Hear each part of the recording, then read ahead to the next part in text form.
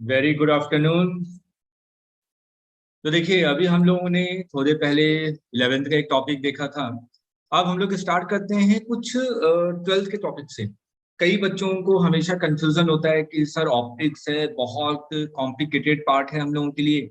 Geometrical optics, wave optics, lens, mirror, spherical mirror, concave mirror. ठीक है। तो अगर इस वाले पार्ट पे अगर हम लोग जाएं तो इसको समझने का, इसलिए आज हमने एक ऐसा टॉपिक लिया ऑप्टिक्स जिसमें थोड़ा सा आपको रियलाइज हो। मैं आपको एक्चुअल में रियलाइज करवाना चाहता हूँ कि हाँ, ये बहुत इंटरेस्टिंग टॉपिक है और बहुत सिंपल टॉपिक है। मैक्सिमम लोग इस वाली चीजों से घबराते हैं। ठीक है। तो चलिए, today's topic for 12th student is optics.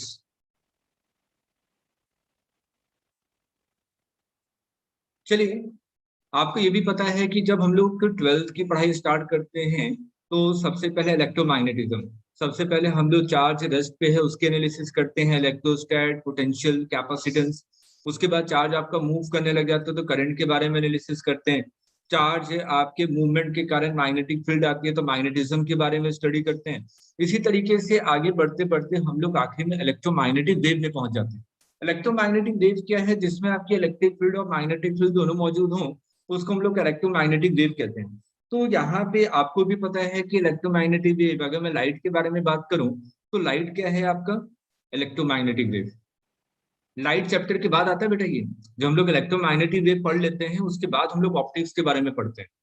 तो जो भी चैप्टर्स आपके डिजाइन किए गए हैं ना, ये नहीं कि मेरे को यहाँ पे फर्स्ट चैप्टर रखना है, ये सेकंड चैप्टर रखना है। एक सिस्टमैटिक वे है।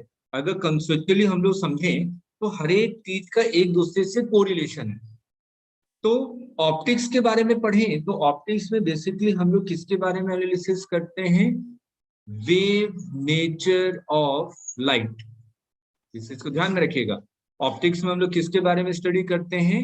Wave nature of light. ठीक है। लाइट के बारे में स्टडी करते हैं और यहाँ पे लाइट के कौन से नेचर के बारे में स्टडी करते हैं? वेव नेचर के बारे में। कई लोगों को पता भी होगा कि जो लाइट का होता है आपका ड्यूअल नेचर शो करता है, एक आपका पार्टिकल नेचर भी as well as wave nature भी। ठीक। तो आज का टॉपिक है, हम लोग लाइट के वेव नेचर के बारे में स्टडी करने जा रहे हैं।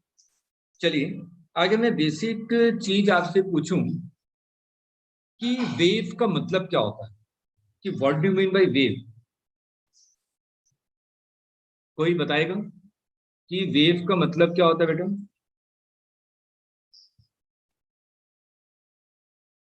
देखिए, वेव का मतलब होता है कि ऐसी चीज जो एनर्जी को कैरी करे। ठीक है। जो एनर्जी को कैरी करती है उसको हम लोग वेव कहते हैं। तो वेव का मतलब क्या है? Which carries energy. तो लाइट भी आपका वेव है। तो हमारा क्या है, लाइट आपकी कहाँ से सोर्स क्या है? जैसे सन रेज है, सूर्य की किरणें सूर्य से आ रही है, यहाँ तक धरती तक पहुंच रही है। तो अगर लाइट अगर फॉल करती है, जैसे कि मैं अभी समर के बारे में बात करूं, अगर गर्मियों के समय में अगर 10-12 बजे के आसपास में बाहर निकलूं तो मेरे को गर्मी लगती है। फोटोसिंथेसिस के लाइट से एनर्जी मिलती है। ठीक है। तो ये एनर्जी कहाँ से आ रही है? सन से आ रही है। और सन से यहाँ तक लेके कौन आ रहा है? वेव लेकर आ रहा है। इस चीज को ध्यान में रखिएगा। देखो, बेसिक डेफिनेशन क्या होती है वेव की?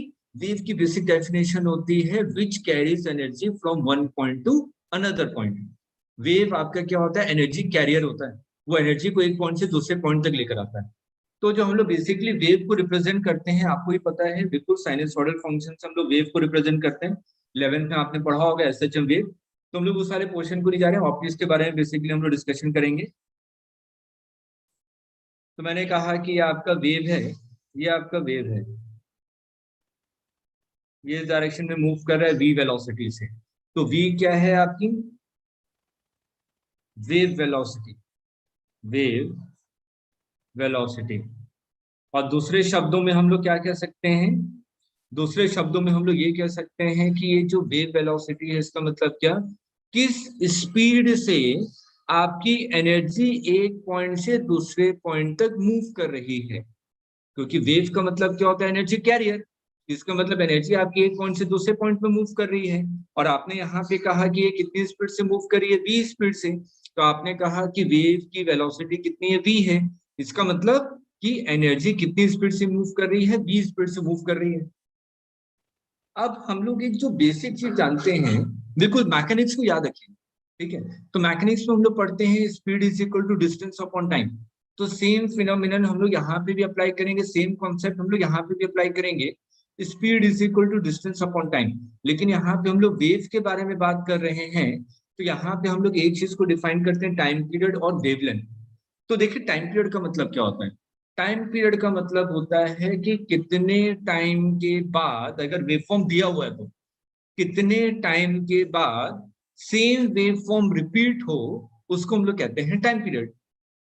देखिए इसका मतलब क्या हुआ, अगर आप इस वाले फिगर को ध्यान से देखें, इस टाइम के बाद, इस टाइम के बाद, अगर मैंने कहा ये T1 टाइम है, T1 टाइम के बाद अगर आप ध्यान से देखें, T1 टाइम के बाद वही वेवफॉर्म वापस आ रही है। बेटा यही थे ना, ये पहली वेवफॉर्म ये थी, ये वेवफॉर्म है पहली वाली। तो आपको ये मैंने क्या बताया, टाइम पीरियड का मतलब क्या, अगर आपको वेवफॉर्म दिया हुआ है, उस वेवफॉर्म को देखते हुए आपको बताना है कि what is the time period of the given waveform. तो हम लोग क्या करेंगे, उस वेवफॉर्म को देखेंगे और ध्यान से एनालिसिस करेंगे कि कितने टाइम के बाद सेम वेवफॉर्म रिपीट हो रही है, उसको हम लोग टाइम पीरियड कहेंगे। तो अगर इस क्वेश्चन में मैंने कह दिया कि यहाँ पे मान लीजिए ये T1 टाइम है, ये आपका T2 टाइम है, तो यहाँ पे इस क्वेश्चन को देखते हुए आप क्या कहेंगे कि इसका टाइम पीरियड कितना है, T1। अगर लॉजिकली इस फिगर को आप ध्यान से देखें, तो T1 टाइम के बाद सेम वेवफॉर्म रिपीट हो रही है, T1 टाइम के बाद वही वेवफॉर्म वापस आ रही है जो पहले थी, ठीक है। तो ये जो T1 टाइम है, बेटा ये जो T1 टाइम है, ये क्या है, टाइम पीरियड, ठीक। तो पहला पॉइंट। तो और दूसरे तरीके से जो टेक्निकल डेफिनेशन देते हैं हम लोग, जो बुक वगैरह में आपको मिलता है, time period means time taken by wave to complete one oscillation. एक ऑसिलेशन कंप्लीट करने में पार्टिकल को या वेव को कितना टाइम लगता है, उसको कहते हैं टाइम पीरियड। तो मैंने यहाँ पे कहा कि मान लिया कि इसका जो टाइम पीरियड है वो क्या है, capital T time period. Distance covered by wave, देखिए lambda, distance covered by wave in one time period is known as wavelength। एक टाइम पीरियड में वेव जितनी डिस्टेंस कवर करता है उसको कहते हैं वेवलेंथ, ठीक। तो अभी मैंने बोला कि जो काइनेमेटिक्स आपने पढ़ा था 11th में, उसको थोड़ा सा रिकॉल कीजिए। तो आपने काइनेमेटिक्स में क्या पढ़ा था, एक बेसिक चीज तो सबको आती है, sir speed is equal to distance upon time. तो मैंने बेटा यहाँ पे क्या लिखा, आपके कहे अनुसार speed is equal to distance upon time, क्योंकि वेव में हम लोग डिस्टेंस को किससे रिप्रेजेंट कर रहे हैं, लैम्डा से। और यहाँ पे एक लैम्डा का मतलब क्या हुआ कि कितने टाइम में उसने एक वेवलेंथ कंप्लीट की, मतलब कि टाइम पीरियड के इक्वल। तो आपने लिखा speed is equal to distance lambda divided by time. अब यहाँ पे देखिए एक चीज आपको पता है कि वन अपॉन टाइम पीरियड, बेटा वन अपॉन टाइम पीरियड क्या होता है, वन अपॉन टाइम पीरियड क्या होता है, कोई बताएगा, वन अपॉन टाइम पीरियड।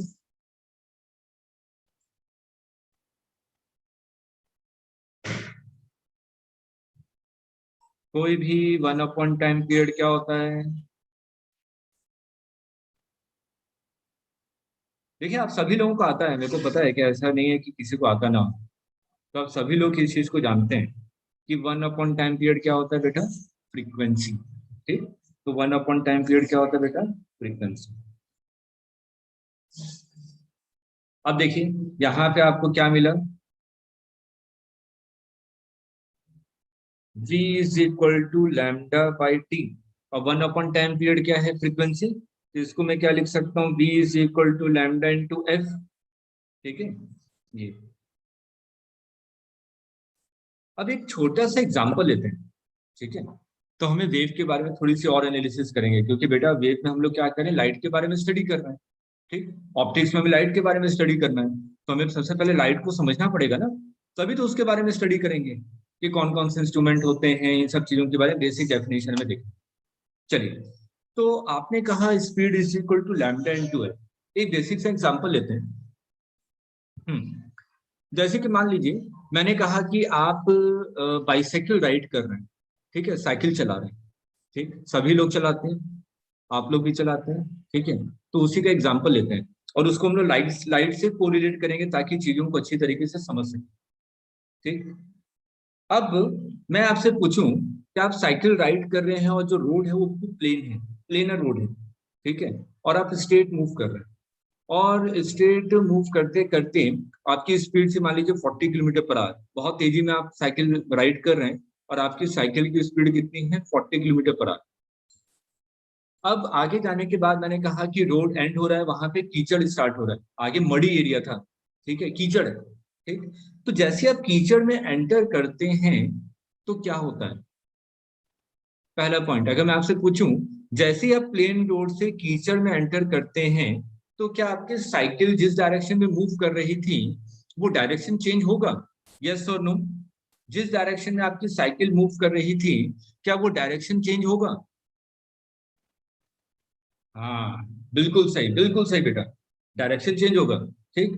तो आपने क्या कहा कि एक प्लेन रोड एक मीडियम था, दूसरा मीडियम क्या है, वो मडी एरिया, वो कीचड़ वाला एरिया जिसमें आपने साइकिल से एंटर किया। तो आपने कहा कि अगर एक मीडियम से दूसरे मीडियम में एंटर करते हैं तो आपका डायरेक्शन चेंज होता है, ठीक। चलिए, अगर मैंने आपसे दूसरा पॉइंट पूछा कि लाइट आपकी सॉरी, जो आप साइकिल चला रहे हैं, आप एक मीडियम से दूसरे मीडियम में एंटर किए, मतलब कि प्लेन रोड से कीचड़ में एंटर किए, तो क्या आपकी साइकिल की स्पीड चेंज होगी? सोच के बताइएगा, क्या आपकी साइकिल की स्पीड चेंज होगी? यस, यस, बहुत अच्छे बेटा, हाँ, आपकी साइकिल की स्पीड चेंज होगी। तो हमने एक और तरीका, एक चीज और सीखी कि अगर मैं एक मीडियम से दूसरे मीडियम में जाता हूं तो मेरी साइकिल की स्पीड चेंज होगी। अब अगले वाले पार्ट में आते हैं, एक चीज और आपसे मैं जानना चाहूंगा कि सेम चीज अगर मैं यहाँ पर इसके लिए अप्लाई करूं, लाइट के लिए, तो मैं कह रहा हूं कि लाइट जब आपकी एक मीडियम से दूसरे मीडियम में एंटर करती है तो क्या उसका पाथ डेविएट होगा? हाँ होगा। अभी हम लोग एग्जांपल लिया था ना, डेली लाइफ का एग्जांपल लिया था बेटा, हम लोग डेली लाइफ के एग्जांपल को लेके उसको चीजों को कोरिलेट करेंगे ताकि हमारे लिए चीजें बिल्कुल आसान हो जाए। तो आपने क्या कहा कि सर दो मीडियम है, एक मीडियम वन है और एक मीडियम टू है। अगर लाइट एक मीडियम से दूसरे मीडियम में एंटर करेगी, आप बाइसाइकिल चला रहे थे, प्लेन रोड से कीचड़ वाले रोड में गए थे, तो आपके बाइसाइकिल के मूवमेंट का डायरेक्शन चेंज हो गया था। वैसे ही आपने कहा कि मान लीजिए ये लाइट है आपकी, पहले मीडियम से आ रही है, दूसरे मीडियम एंटर कर रही है, तो इस वाली लाइट को तो स्ट्रेट जाना चाहिए था, इस वाली लाइट को आपको स्ट्रेट ऐसे निकल जाना चाहिए था, ठीक है। लेकिन अभी आपने देखा कि एक मीडियम से दूसरे मीडियम में लाइट जाएगी तो इसका पाथ क्या हो जाएगा, डेविएट हो जाएगा। तो मैंने कहा कि आपका जैसे एक मीडियम से दूसरे मीडियम में जाता है तो लाइट आपकी डेविएट हो जाएगी। इसी फिनोमिनन को इसी फिनोमिनन को हम लोग क्या कहते हैं, रिफ्रैक्शन, ठीक है। The deviation in path the deviation in path of light when it moves from one medium to another medium is known as refraction, ठीक। सिंपल सा इसका मतलब क्या हुआ, जब लाइट आपकी एक मीडियम से दूसरे मीडियम में मूव करती है या ट्रेवल करती है तो क्या होता है, आपका उसके पाथ में डेविएशन आ जाता है। जब उसके पाथ में डेविएशन आता है उसी फिनोमिनन को हम लोग क्या कहते हैं, रिफ्रैक्शन, ठीक है। तो यहाँ पे आपने कहा कि लाइट आपकी मीडियम वन से मीडियम टू में एंटर कर रही है, तो आपका ये क्या होगा, लाइट अपने पास से डेविएट कर जाएगी और इसी फिनोमिनन को हम लोग क्या कहेंगे, रिफ्रैक्शन, ठीक, पहला पॉइंट। अब दूसरा पॉइंट, अभी हम लोगों ने जब साइकिल का एग्जाम्पल लिया था तो मैंने कहा था कि जब लाइट आपकी एक मीडियम से दूसरे मीडियम में ट्रेवल कर रही है, साइकिल आपकी एक प्लेन रोड से कीचड़ वाले मड़ी एरिया में जा रही है तो आपकी स्पीड भी वेरी कर जाएगी। सेम चीज यहाँ पे लाइट के साथ होता है। तो यहाँ पे आपने कहा कि जब लाइट मीडियम वन में थी तो उसकी स्पीड कितनी थी, v1, और वो जैसे ही मीडियम टू में आई उसकी स्पीड कितनी हो गई, v2, स्पीड चेंज हो जाएगी, ठीक। अब आपको भी पता है कि अगर स्पीड चेंज होगी तो डिस्टेंस चेंज होगा, है ना। अगर स्पीड चेंज हुई तो डिस्टेंस भी चेंज होगा। डिस्टेंस का मतलब लाइट में क्या होता है, वेवलेंथ। तो आपने कहा कि मीडियम वन में इसकी वेवलेंथ कितनी थी, लैम्डा वन, और मीडियम 2 में इसकी वेवलेंथ कितनी है, λ2।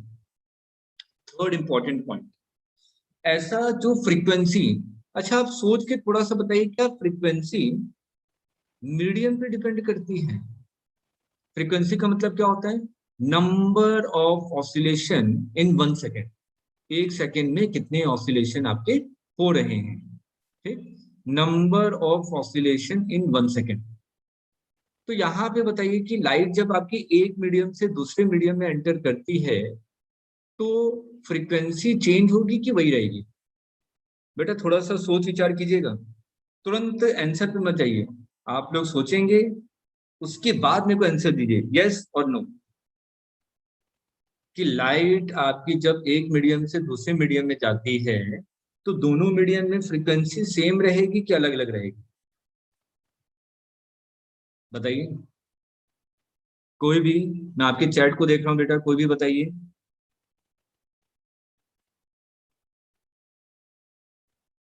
बोलिए, कोई नहीं है बेटा, किसी ना किसी को तो आना चाहिए।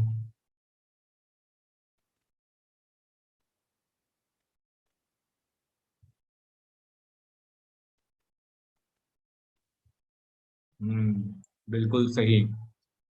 एक ने बताया कि sir frequency is independent of medium, बिल्कुल सही बताया।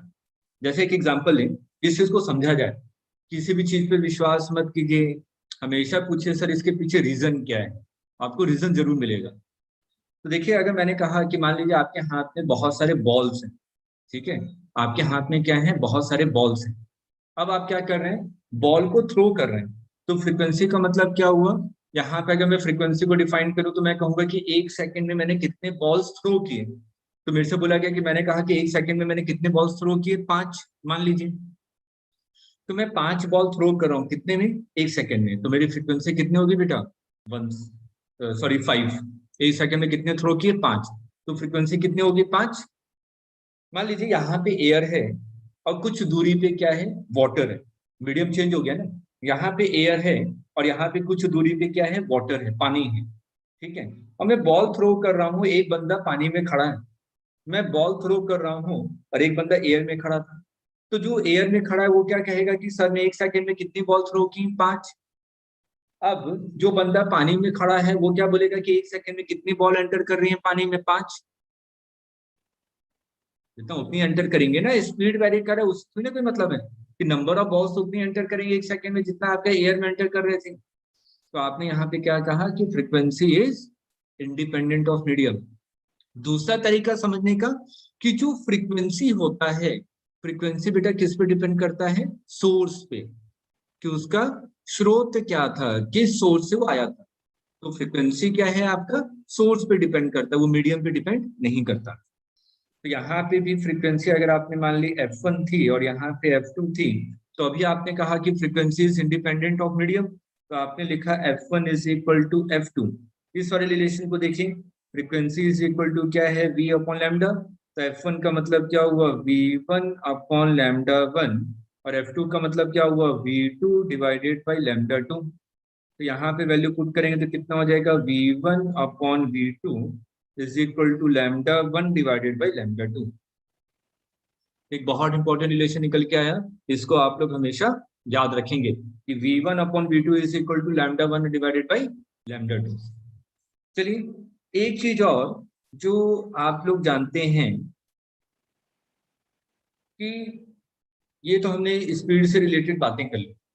जब आपने इलेक्ट्रोमैग्नेटिक वेव पढ़ा था तो वहां पे आपने स्पीड ऑफ लाइट के बारे में डिस्कशन किया था। तो बेटा कोई बताएगा कि स्पीड ऑफ लाइट क्या होती है? Speed of light, speed of light is equal to 1 divided by under root mu nought into epsilon nought. और इसकी वैल्यू कैलकुलेट करते हैं तो कितनी आती है, 3 × 10⁸ मीटर पर सेकंड। अब मैंने क्या कहा कि लाइट क्या है, किसी मीडियम में ट्रेवल कर रही है, किसी मीडियम में, मान लीजिए यहाँ पे म्यू नॉट क्या था, relative permeability of free space, और एप्सिलॉन नॉट क्या था, permittivity of free space. Air medium में बात कर रहे हैं। अब यहाँ पे मैंने क्या कहा कि किसी मीडियम में लिखना चाहता हूँ कि लाइट अगर किसी मीडियम में एंटर करती है तो वहां पे हमारे एक टर्म इंट्रोड्यूस हो जाएगा, रिलेटिव परमिएबिलिटी और एक टर्म इंट्रोड्यूस हो जाएगा रिलेटिव परमिटिविटी। तो आपने कहा कि जब किसी मीडियम एंटर करते हैं तो वहां पे स्पीड ऑफ लाइट कितनी हो जाएगी, mu R into mu nought epsilon R into epsilon nought. इसको थोड़ा सा और सिंप्लीफाई कीजिए, तो 1 divided by mu R into epsilon R और 1 divided by mu nought into epsilon nought. इसको ऐसे लिख सकते हैं अंडर रूट। ये क्या है आपका speed of light in air, तो इसको आपने सी लिख दिया। तो देखिए speed of light in any medium is equal to speed of light in air divided by 1 mu R into epsilon R. अगर आप इसको ध्यान से देखें, under root mu R into epsilon R, mu R क्या है रिलेटिव परमिबिलिटी और epsilon R क्या है रिलेटिव परमिटिविटी। तो ये दोनों के दोनों क्या है आपकी मीडियम पे डिपेंड कर रही है, कि जैसा आप मीडियम लेंगे उसके हिसाब से म्यू आर की वैल्यू होगी और आपकी रिलेटिव परमिटिविटी की वैल्यू होगी। इसका मतलब ये जो पैरामीटर है, ये जो वैल्यू है, it is the hard core property of the medium. ये पूरी की पूरी वैल्यू किस पे डिपेंड कर रही है, मीडियम पे डिपेंड कर रही है। तो आपने क्या कहा कि ये क्या है, it is the hard core property of the medium, ये मीडियम की प्रॉपर्टी है।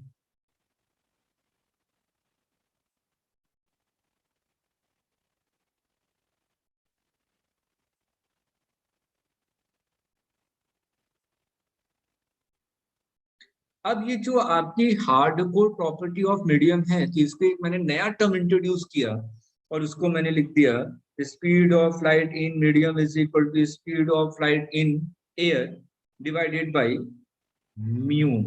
आपने सुना होगा म्यू का मतलब क्या होता है, refractive index of the medium. ठीक है बेटा, वो रिफ्रैक्टिव इंडेक्स यहां से आता है।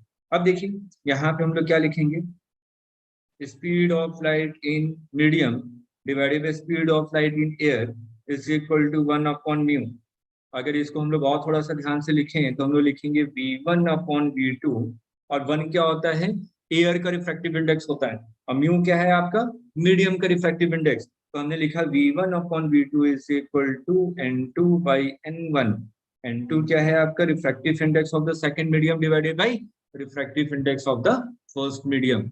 ये आपकी सेकंड इंपॉर्टेंट रिलेशन आया। तो आपने फर्स्ट रिलेशन और सेकंड रिलेशन को अगर आप ध्यान से देखें तो आप क्या कोरिलेट करेंगे, v1 upon v2 is equal to lambda 1 divided by lambda 2 is equal to n2 by n1। n2 by n1 को ही हम लोग लिखते हैं n21, बुक में नोटेशन ध्यान रखिएगा, कंफ्यूज मत होइएगा, और इसी को μ21 लिखते हैं। इसका मतलब क्या होता है, refractive index of medium 2 with respect to 1। ठीक है, सेकेंड मीडियम का refractive index with respect to first medium. हाँ बेटा, जैसे कि एक ने सोनिका ने पूछा है सर नीट की भी तैयारी करवाते हैं। बेटा जो हम लोगों ने अभी जो डिस्कशन किया था 2:30 पे, उससे मैंने बकायदा बताया था कि आपको जो भी फील्ड में जाना है, नीट हो, जेई मेंस हो, जेई एडवांस हो, फिजिक्स में ही आपको डील करूंगा। जितने भी कंपटीशन है, किस कंपटीशन में किस टाइप के आपके क्वेश्चन पूछे जाते हैं, फिजिक्स में बताऊंगा, मैथ्स के फैकल्टी हैं आपके, बायोलॉजी की फैकल्टी हैं, और उसी तरीके से हम लोग बात करें केमिस्ट्री की फैकल्टी हैं। ठीक है, तो बेटा यहाँ पे आपकी नीट की प्रिपरेशन, जेई मेंस की प्रिपरेशन, जेई एडवांस की प्रिपरेशन, सभी प्रिपरेशन करेंगे किसके साथ साथ, बोर्ड प्रिपरेशन के साथ साथ। हम लोग यूपी बोर्ड के साथ साथ कंपटीशन लेवल की भी प्रिपरेशन करेंगे। ठीक है सोनिका बेटा, क्लियर है? चलिए, अब जो हमने यहाँ पे बात की कि हाँ चलिए हमें एक चीज यहाँ पे समझ आएगी रिफ्रैक्टिव इंडेक्स के बारे में। अब मैं एक चीज सिंपल से एग्जांपल पूछता हूँ कि मैंने कहा कि मैंने व्हाइट शर्ट पहनी है, ठीक, और कोई बंदा है उसने रेड कलर की शर्ट पहनी है, कोई है उसने येलो कलर की शर्ट पहनी है। तो मैंने पूछा कि ये जो कलर है, ये कलर मुझे क्यों दिखाई दे रहा है, ये किसी भी ऑब्जेक्ट का जो कलर है वो कलर मुझे क्यों दिखाई दे रहा है। इसके पीछे कोई रीजन बता सकता है कि हाँ कलर हम लोग किसी भी ऑब्जेक्ट का क्यों देख पा रहे हैं? बेसिक रीजन है कि किसी भी ऑब्जेक्ट का जो कलर नजर आता है वो किसके नजर आता है, फ्रीक्वेंसी के कारण। आपको भी पता है कि जो विजिबल रीजन है, विजिबल रीजन में आपके कितने 7 स्टैंडर्ड कलर्स हैं। कौन कौन से आपके स्टैंडर्ड कलर्स हैं? विबग्योर, एक बार कंपटीशन पे इसी से रिलेटेड क्वेश्चन पूछा गया था, उसी क्वेश्चन को भी हम लोग साथ में देख लेते हैं। अभी हमने बेसिक कॉन्सेप्ट देखा और बेसिक कॉन्सेप्ट से क्वेश्चन को हम लोग सॉल्व कर लेते हैं, तो आपको रियलाइज होगा कंपटीशन के लिए पता है हमें बहुत अलग अलग बुक या इन सब की जरूरत नहीं है। बेसिक कॉन्सेप्ट क्लियर होंगे तो आप किसी भी क्वेश्चन को टैकल कर सकते हैं, whether it is from JEE mains, advance, NEET, NDA, SSC और समथिंग एल्स इन विच हमें फिजिक्स से रिलेटेड क्वेश्चन मिले। ठीक, अब बेटा अगर हम लोग यहाँ पे बात करें कि जो विजिबल रीजन में जो लाइट होती है उसमें कितने कलर्स होते हैं, विब्ग्यो 7 कलर्स। तो ये जो कलर है, हर एक कलर की जो फ्रिक्वेंसी है वो आपकी अलग अलग है। तो हम लोग यहाँ पे अगर लैम्डा के टर्म में बात करें कि अगर हम लोग लेफ्ट टू राइट अगर मूव करते हैं तो लैम्डा क्या होता है, इंक्रीज होता है। लैम्डा इंक्रीज होता है तो फ्रिक्वेंसी क्या होती है, डिक्रीज होती है। तो मैंने कहा कि मान लीजिए कि मैंने अभी क्या है, रेड कलर का शर्ट पहना हुआ है। मैंने रेड कलर का शर्ट पहना हुआ है और मेरे से पूछा गया कि कोई सामने बंदा बैठा हुआ, उसने कहा कि सर की कलर क्या है शर्ट की। मैंने बोला रेड है। मैंने बोला अच्छा रेड कलर क्यों नजर आ रहा है तुमको? तो वो कहेगा कि सर ऐसा है कि आपके शर्ट पे व्हाइट लाइट फॉल की। व्हाइट लाइट का मतलब क्या है, 7 कलर्स विद क्योर। ठीक है, तो व्हाइट लाइट मेरे शर्ट पे फॉल की, लेकिन मेरे शर्ट ने क्या किया, सिर्फ और सिर्फ रेड कलर को रिफ्लेक्ट किया। इसके अलावा जितने भी 6 कलर थे, हर एक कलर को उसने एब्सॉर्ब कर लिया। तो जिस पर्टिकुलर कलर को रिफ्लेक्ट कर रहा है उसकी कुछ ना कुछ फ्रिक्वेंसी है। अगर वो रेड कलर की फ्रिक्वेंसी को रिफ्लेक्ट कर रहा है तो मुझे सामने किसका कलर नजर आएगा, मेरी आंखों पे कौन सा फ्रिक्वेंसी फॉल कर रहा है, रेड कलर की फ्रिक्वेंसी फॉल कर रही है। इससे मैं कहूंगा कि शर्ट जो सर ने पहनी हुई है वो क्या है, रेड कलर की है। बेटा ठीक है, बेटा आप लोगों को क्लियर है यहाँ तक सब चीजें? ठीक है। अगर मैं एक चीज और बात करूं तो आपको एक चीज बेसिक कॉन्सेप्ट तो समझ में आया कि अगर जो भी बॉडी का कलर है वो सिर्फ और सिर्फ रिफ्लेक्शन के कारण नजर आ रहा है, कि मेरी आंखों पे जो फ्रिक्वेंसी मेरे पे फॉल करेगी वो उस कलर को बताएगा कि हाँ कौन सा कलर है सामने वाले ऑब्जेक्ट का। इसी पे बेस अगर मैं एक छोटा सा क्वेश्चन पूछूं तो आप मेरे को पता है, यकीन है कि आप सभी लोग इस चीज का आंसर दे सकते हैं। जैसे क्वेश्चन क्या है, देखिए क्वेश्चन क्या है, मैंने पूछा कि एक बैलून है, ये ब्लू बैलून है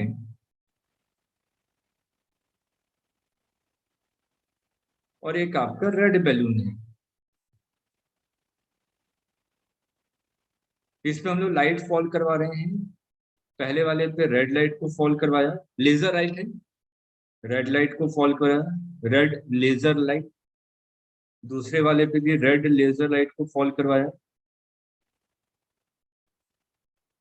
आपको बताना है कि फर्स्ट और सेकंड बैलून में जो ब्लू बैलून है और जो सेकंड आपका रेड बैलून है, दोनों बैलून पे हम लोग क्या कर रहे हैं, रेड कलर को फॉल करवा रहे हैं। मतलब कि लेजर लाइट है, लेजर लाइट आप सभी लोगों ने देखी होगी। तो मैं रेड कलर की लेजर लाइट को पहले वाले पे भी फॉल करवा रहा हूँ और सेकंड वाले पे भी फॉल करवा रहा हूँ। तो अगर मैं आपसे पूछूं कौन सा बैलून, ब्लू या रेड, पहले बर्स्ट कर जाएगा, कौन सा बैलून पहले फूट जाएगा, बताइए, सोच के बताइए। आप सभी लोग इसका आंसर दे सकते हैं, बताइए बेटा। कौन सा बैलून आपका पहले बर्स्ट कर जाएगा अगर दोनों बैलून पे मैं क्या कर रहा हूं, रेड कलर की लेजर लाइट को फॉल करवा रहा हूं? चलिए, अगर मैं पहले वाले, देखिए आंसर पे आते हैं। हाँ सही कह रहे हैं।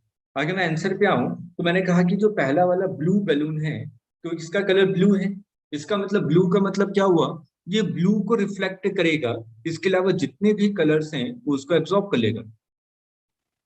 जो सेकंड वाला है रेड बैलून, ये रेड कलर को रिफ्लेक्ट करेगा, रेड के अलावा जितने भी कलर्स होंगे जो उस पर फॉल करेंगे उन सबको ये क्या कर लेगा, एब्जॉर्ब कर लेगा।